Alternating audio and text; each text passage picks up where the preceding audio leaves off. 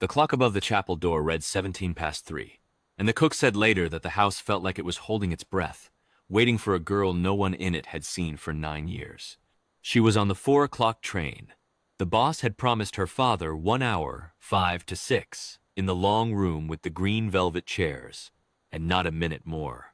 After that, the car would take her to the station, and she would be on the night train south before midnight. The deal was written in the boss's own hand on a single sheet under a bronze fox on his desk. The cook, Yusra, had baked since dawn. A plain almond cake, because the boss had told her, very quietly, that the girl had liked almond cake at 9. She had set the small table with 2 cups, 2 saucers, the silver spoons that had belonged to his mother, and a cloth napkin folded into a triangle. She had pressed the napkin twice. She had wanted to press it 3 times. She had stopped herself. The boss, whose name in that house was only Mr. Merrick, and outside it a longer name no one said without lowering their voice, sat at his desk in his shirt sleeves and read the same line of a contract for the 4th time. 43. He had not slept more than 3 hours a night for 2 weeks. At the end of the east wing, behind a door with 2 locks and a man on either side, sat Adrian Voss. 45. Until 92 days ago. Mr. Merrick's lieutenant, the man who had stood at his shoulder in every room that mattered for 11 years. Adrian had decided, in the spring, that he could not do it anymore. He had not stolen. He had not turned anyone over. He had written a letter, set it on the desk, and said 3 sentences after the boss had read it. I am done. I cannot raise her on this anymore. Let me go. In the friend, the boss had said, very softly, you do not get to leave this room and stay alive in this city. Give me time. Sit in the east wing while I think. That had been 92 days ago. What the cook knew, and the housekeeper knew, and old Bakir the driver knew, was that the boss had decided 2 weeks ago. A deed to a small farmhouse 300 miles north sat in a brown envelope in his desk. A new name was on a passport beside it. The car was fueled in the second garage. He had decided to let his oldest friend go, because on the 4th reading of the letter he had understood that the only thing left worth protecting in Adrian Voss was the daughter Adrian had been raising alone since her mother died of a fever when the girl was 9. Her name was Mira, 18 years and 4 months old, sent away at 9, the week after the funeral, to a convent school in a country whose language she had had to learn from scratch. Her father had written every Sunday for 9 years. The boss had paid every bill and never written. The boss had also, every Christmas, sent her 1 package dried fruit and a small carved animal. Never a card. Mira had kept all 9 animals on the shelf above her cot. She came down the steps of the 4 o'clock train into a thin spring rain. Bekir was on the platform. He took her case, bowed once, and drove her through the city in silence, because he had been told silence was what she would need. She watched the city go by. She had done her crying years ago, in a convent bunk, on the night she had finally understood what kind of work her father had been in, and what kind of man the boss who wrote no letters but sent the animals must be. The car turned in at 20 to 5. Yusra met her at the side door with warm bread, and Mira shook her head and said times, thank you, no, in a voice that was not a child's. Yusra led her up the back stairs, to a door painted deep green. Mr. Marek will see you first, Yusra said. 5 minutes. Then your father. Mira nodded and smoothed the front of her plain gray dress. She was not trembling. She was 18, and she had come 300 miles to do a hard thing, and she did not have time to tremble. She knocked. The voice said, times come in. Low. The boss stood when she entered, taller than she remembered, a streak of gray at his right temple, the same eyes that had looked down at her mother's funeral. Mira. Mira. Mr. Marek. She did not curtsy. She did not offer her hand. She stood in the middle of the carpet with her hands folded, the way her mother had taught her to stand when meeting a person who mattered. He went to his desk, lifted the bronze fox and the folded sheet beneath it, and brought the paper to her on the flat of his palm.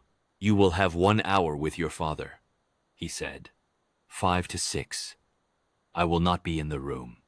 The cook will bring tea once and leave.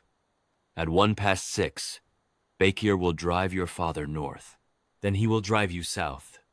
You will not see your father again for a long time, possibly ever. He has accepted this. I am telling you, because he could not. She did not move to take the paper. You are letting him go. Yes? Alive. Yes? Why? It was a small word, said as a girl says a thing she has carried a long way. The clock said 7:05. Because he asked me to, he said. And because he was right to ask. My father said in his letters that no one ever leaves your house alive. He was telling you the truth as he understood it the day he wrote it. The truth has changed. Because of him? Because of you, the boss said quietly. He asked me to let him out of this life, so you could come home from that school and have a father at a kitchen table. I have been a long time learning that there are debts that cannot be paid in this house. They have to be paid by sending the man out of it. Your father is the first such debt I have ever paid. He will not be the last. She was quiet. Outside in the garden, a wood pigeon called twice and was still. Where will he go? Where will he go? Kudnizu. Somewhere with apple trees. I will not tell you the place. You will not tell me where you finish your schooling. Once a year, on a date I will give him, you will both go to an inn in a town neither of you has lived in, and you will have 3 days. Bekir will arrange it. Even I will not know. And after Bekir, another good old man I trust as I trust him. There will always be one. I promise you that on my mother's memory, which is the only oath I keep. Mira looked at his face. Why did you send the animals? Because I owed your mother an apology I could not write, and because I had paid for your school but not for your childhood, and a child needs something in the post that is not a bill. I am sorry it was so little. Things watching Rees. It was not little. Her voice did not shake. I kept all 9 of them. He looked away at the green velvet chair where his own mother had sat to read to him 60 years ago, when this had not been a house anyone was afraid of. When he turned back, he held the paper out again. This time, she took it. Go to your father. 6 o'clock. Not a minute more. If I let it run longer, I will not be able to let it end at all. She slid the paper into her pocket and nodded once, the way her father had nodded to him 1,000 times across 1,000 rooms. At 5:01, Yushra opened the door of the long room. Mira walked in alone. Her father was at the window with his hands behind him, the way the boss stood when thinking, thinner in 92 days, his hair almost white at the back of his neck. He did not turn until she had crossed half the carpet, because he was afraid that if he turned too soon, he would not be able to speak. When he turned, his face folded the way a man's face folds, when he has been waiting for one thing for 9 years. Mira? Father. She did not run. She walked straight-backed and slow, because a person who has come a long way to do a hard thing must not arrive out of breath. She stopped a foot from him and laid her hand flat against his chest. She felt his heart beating quick under the cloth. You did this for me. I did this because I should have done it 9 years ago, he said. Because your mother told me to, with the last words she had. And I did not listen until it almost cost me you. You did not lose me. I did, Mira. I lost 9 years of you. I will not lose any more. You are not losing me now. We have an inn. Once a year. 3 days. In 4 years I will be a teacher. A teacher can travel in the summer. We will have summers, Father. He put his hand over hers and held it there. Sit down, my heart. We have an hour. We will use every minute. They sat. They drank the tea Yusra brought once and did not pour twice. They spoke about her mother first, because that was the easiest hard thing. They spoke about the convent garden, where Mira had learned to graft a pear tree. He told her how he had met her mother at a bakery counter and spent his last coin on a roll he did not want, because she was the one selling it. Mira laughed once quiet, the laugh of a girl who has not laughed often but has not forgotten how. At 6:15, Adrian said, I want to tell you something I have never said to anyone. I want you to carry it. Yes? The boss is not a kind man. He is a hard man who has, in the last 2 years, begun to be a fair one. The difference is small but real, and it costs him every day to keep it. He let me go because I asked. He sent the animals because he could not bear that you should grow up thinking no one in this house had ever loved you. He paid your school because he wanted you to have a life without his name in it. I do not forgive him for what he is. But I want you to know what I know. So when you remember this house, you remember it whole. I will. And when you are old, Mira, and someone asks what kind of man your father was, you will say, he was a man who took too long to leave a bad room, and who would have stayed in it forever if his daughter had not been born. You will say that without anger and without shame, the way a person tells the truth about whether. I will, father. He took her hand and held it the way a father holds a daughter's when she is small and about to cross a street. The clock ticked. A blackbird outside the window flew up from the wet gravel and was gone. At 1 to 6, the door opened. The boss stood in the frame. It is 6 o'clock, child. Yes. You may have 2 more minutes if you need them.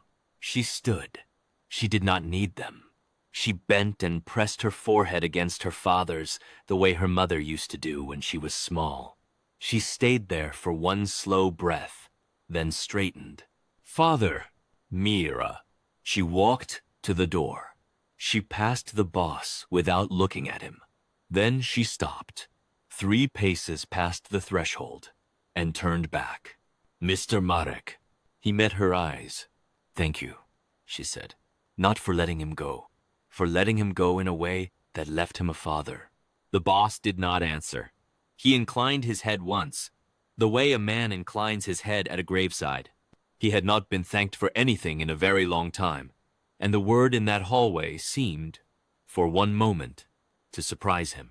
In the long room, Adrian Voss stood up from the green velvet chair for the last time and walked out through the side door into the courtyard, where the long dark car waited with its headlights already on. Bekir opened the back door. Adrian did not look back at the house. He had been told not to. The car drove out through the gate and turned north and was gone. Mira stood at the side door with Yustra's hand on her shoulder and watched the taillights until they were not there anymore. She did not cry. The boss came out into the courtyard then, in his shirt sleeves, in the rain. He stood beside her, without speaking. There is a second car for you. Bekir will be back in an hour. Yusra has packed you a meal for the train. Thank you. Mira. Yes. If ever, in any year of your life, you find yourself in a city you do not know, with no one to call, you will call the number Yusra is about to give you. You will say a name. She will tell you. You will be helped, whether I am alive or not. This is the only thing I ask in return, that you never tell your father I made the arrangement. He has earned the right to believe he left this house clean. Let him believe it. She looked up at him. The rain had darkened his shirt at the shoulders. His face, in the wet gray light, was the face of a man who had spent 92 days deciding to do one decent thing, and who was tired in a way sleep would not touch. I will not tell him, I promise. Good. Then go and have a long life, child. Have a kitchen with a window over a garden. Have a husband who has never owned a coat as dark as mine. Have children who will never hear the name of this house. That is the only inheritance you will accept from me. Do you accept it? I accept it. He nodded, turned, and walked back into the house. He did not look at her again, because he had decided 92 days ago that there were kinds of looking a man like him no longer had the right to do. Yusra walked Mira to the second car and pressed into her hand a slip of paper, a parcel of bread and cheese, and a 10th carved animal, a small wooden swallow. Because the boss had said that morning that the 9th had been a dove, and a girl of 18 should not still be receiving doves. He carved it himself, Yusra whispered. Last night, when he could not sleep, he said to tell you, it is the first thing he has made with his own hands in 30 years. Mira closed her fingers around the swallow. The car pulled out at 6:22. The blackbird flew across the drive in front of the headlights and was gone over the wall. Yusra crossed herself at the side door, went back into the kitchen, lifted the cloth napkin off the small table in the long room, and pressed it. Finally, the third time. In the study, the boss set the bronze fox on the folded sheet he no longer needed. He poured no whiskey. He sat in the lamplight with the carved swallow shaving still on his cuff, and a little past 8, he laid his head on his folded arms and slept. For the first time in 2 weeks, the sleep of a man who has paid a debt in a currency no one in his house had ever seen him offer. Far north, the long, dark car turned off a wet highway onto a smaller road, and the man inside watched the headlights touch the first of the apple trees he had been promised. And he understood that he was going to live long enough to see his daughter graft a pear tree of her own. Far south, on a quiet train, a girl in a plain gray dress took a small wooden swallow from her coat pocket and set it on the windowsill, and watched the city of her childhood drop away into the rain. And she did not cry, because she was 18 and she had come 300 miles to do a hard thing, and she had done it whole. That was the hour the most feared man in the city closed his hand around the only mercy his life had left to offer. That was the hour a girl of 18 learned that a family, properly understood, is not the house you are born into, but the people who decide, between them, to let you walk free of it. And the house, for the first time in 92 days, breathed out.